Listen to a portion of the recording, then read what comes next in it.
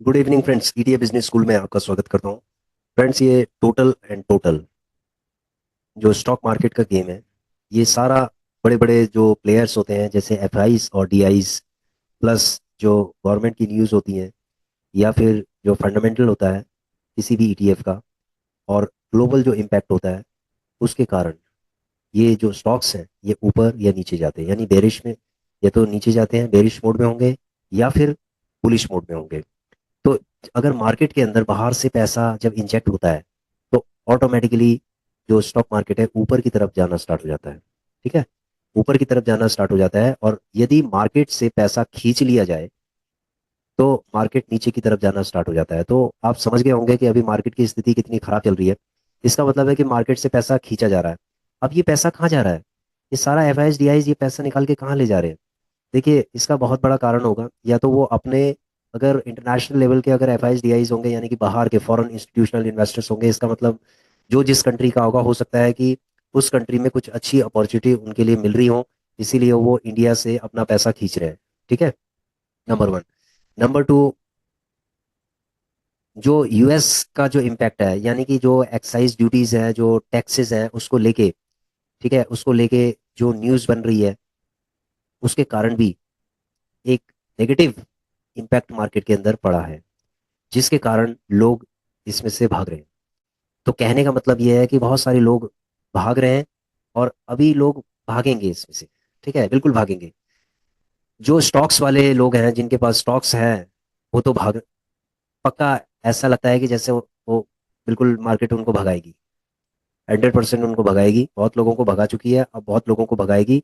Final level तक ये patience test करेगी। ठीक है, फाइनल लेवल तक ये टेस्ट करिएगी। अगर किसी के अंदर पेशेंस है तो वो खड़ा रहेगा, नहीं तो वो भाग जाएगा। क्योंकि मार्केट जब नीचे की तरफ गिरती है ना, तो ऐसा लगता है जैसे ये शून्य की तरफ जा रही है। और बहुत डर लगता है, जिनका बहुत बड़ा इन्वेस्टमेंट होगा तो आप समझ लीजिए कि उनको शायद नींद ना आए। ठीक है, इसमें जो बहुत ज़्यादा प्रॉब्लमेटिक चीज़ें हैं वो ये हैं कि किसी ने अगर लोन लेके और स्टॉक मार्केट के अंदर पैसा इंजेक्ट कर दिया है तो इसका मतलब वो बहुत बड़ी प्रॉब्लम में हो सकते हैं। दूसरा, जो जिन्होंने प्लेज कर दिया है अपने शेयर्स को, प्लेज करके, और वो फिर वो स्पेकुलेशन करते हैं या ट्रेडिंग करते हैं, तो देखो ट्रेडिंग में उनको नुकसान होता है। और अभी जो उन्होंने स्टॉक्स लिए होंगे यानी प्लेज किए होंगे तो वो भी उनको डबल नुकसान चल रहा है। यानी कि अगर किसी ने प्लेज किए हैं तो वो बहुत ज़्यादा नुकसान पे चल रहे होंगे। अगर किसी ने इस समय, अगर किसी ने एमटीएफ भी किया होगा, मान लीजिए कि किसी ने 3 महीने 4 महीने पहले एमटीएफ किया होगा, तो वो भी इस समय नुकसान में चल सकते हैं, बिल्कुल होंगे। और जो होल्डिंग वाले हैं वो तो है ही। ठीक है, तो सबसे ज़्यादा इम्पैक्ट इन लोगों में पड़ता है जो लोग लोन या लोन लेकर या प्लेज करके या एमटीएफ करके जो अपना पैसा इसके अंदर लगाते हैं। समझ गए? तो उनको ज़्यादा इम्पैक्ट पड़ता है कि उनको डबल लॉस होता है। ठीक है, एक तो उनका पोर्टफोलियो माइनस हो गया, दूसरा क्या है, उनको जो प्लेज किया हुआ है उनको ब्याज भी देना पड़ेगा। समझ गए? ब्याज भी देना पड़ेगा। तो ये चीज़ें जो है, देखो पहले से हम ये बताते हुए आ रहे थे। हमारी वीडियो अगर पुरानी आप देखोगे तो उसके अंदर एक लर्निंग वीडियो अगर आप देखोगे तो उसके अंदर हमने बताया था कि यदि आप स्टॉक मार्केट के अंदर इन्वेस्टिंग करते हो तो लॉन्ग टर्म होराइजन के साथ यहाँ पर आइए, नहीं तो मार्केट आपको दौड़ा सकती है, भगा सकती है। समझ रहे हो? इसमें फ्रिक्वेंटली बाइंग करने की जरूरत नहीं है, आराम आराम से बाय करो। मान लीजिए एक महीने में अगर आपकी कैपेसिटी, एक इन्वेस्टिंग की कैपेसिटी अगर आपकी 20,000 रुपये है, तो आप 20,000 से ज़्यादा इन्वेस्टमेंट मत करो। 20,000 तक करो, और या उससे नीचे भी कर सकते हो तो उससे नीचे भी करिए। ठीक है, ज़्यादा पैसा लगाने से मार्केट में ज़्यादा पैसा नहीं बनता। ज़्यादा समय तक होल्ड करने से पैसा बनता है, यानी कि लॉन्ग टर्म, 5 साल 10 साल इस तरीके से।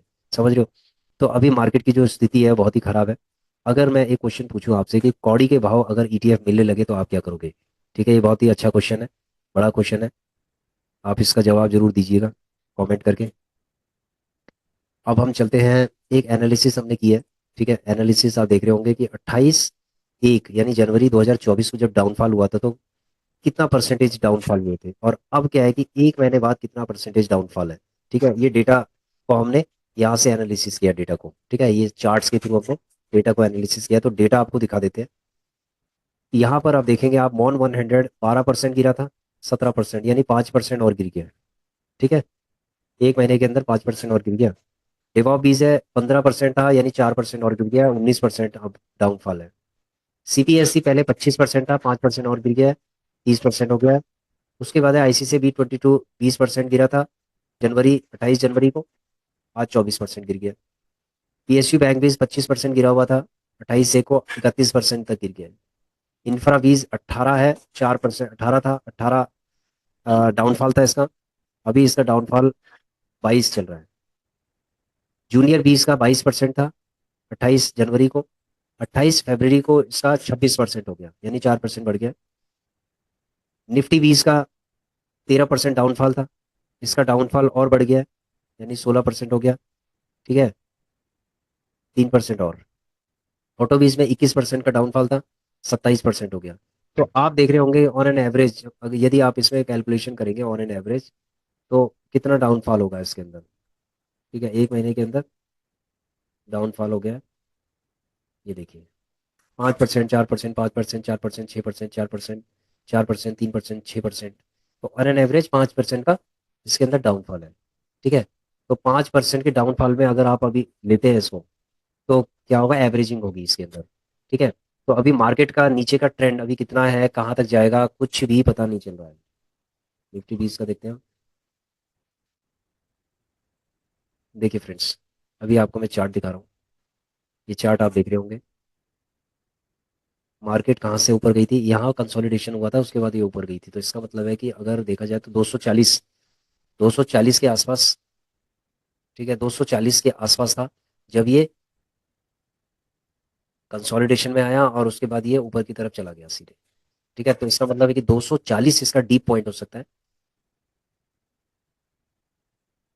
240, अगर 240 से अगर ये नीचे गिर गया, तो आप ये समझ लीजिए इसके बाद जो कंसोलिडेशन फेज था वो था 210, यानी कि 240 के बाद ये 210 तक जा सकता है।